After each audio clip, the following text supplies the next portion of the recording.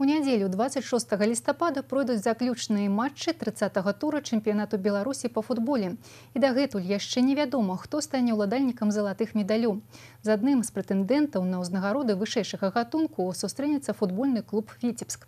Сапернікам бела-сініх будуць дынамаўцы Мінска. Як да важнейшай сустрэчы рыхтуюцца віцебляне, якія таксама яшчэ не вырашылі ўсіх задач у сезоне, у матэрыяле Сергея Місурагіна.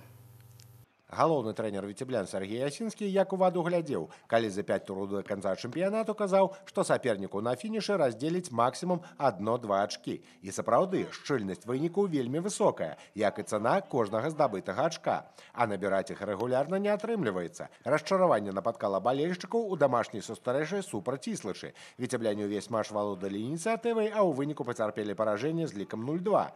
Але надзею на дастойнае завяршэнне розыгрышу вярнула выязная перамога над Слуцкам. Команда областного центра двойчы ў сёлетнім сезоне уступала оппоненту, але ў вырашаючы момент добилась виктории 3-2. Это было очень необходимо, чтобы самим в себя поверить. Вот. И по игре, честно говоря, мы хоть и пропустили 2 гола, но соперник реализовал все, что мог.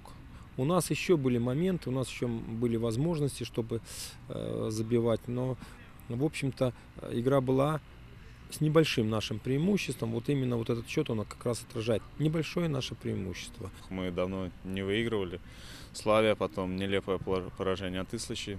Сейчас мы продемонстрировали, я считаю, качественный футбол. Выиграли, все с хорошим настроением. З 8 матчаў 30-го тура, напэўна, толькі сустрэча Іслычы з Нафтанам нічога не вырашае. Новабалачане згубілі прапіску ў вышэйшай лізе, а Іслыч цудоўным вобразам змагла выратавацца. Ва ўсіх астатніх паядынках камандам ёсць за што змагацца. Сапернік віцеблян «Дынамо Мінск» займае другі радок турнірнай табліцы. Сталічныя футбалісты на 2 ачкі адстаюць ад лідара барысаўскага БТ. Каб заваяваць сярэбраныя медалі, а пры добрым раскладзе яшчэ і стаць чэмпіёнам Беларусі, гасцям трэба гуляць толькі на перамогу. У віцеблян у гэтай сітуацыі таксама ёсць за што змагацца. Каб зноў заняць 6-е месца ў розыгрышы, падапечным Сергея Асінскага трэба браць верх над аппонентам і спадзявацца, што гродзенскі «Нёман» свой матч прайграе. Хоть мы и загнали себя в такое тяжелое положение, но теоретически победа в последнем туре дает нам с большой долей вероятности возможность занять 6-е место.